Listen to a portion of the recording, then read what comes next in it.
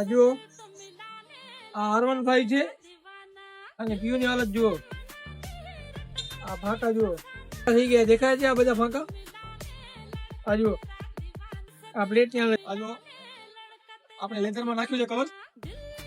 આ જુઓ ઝૂમ કરી બતાવી દો ભાઈ, આ પટ્ટામાં એક જણા લેધર આવશે,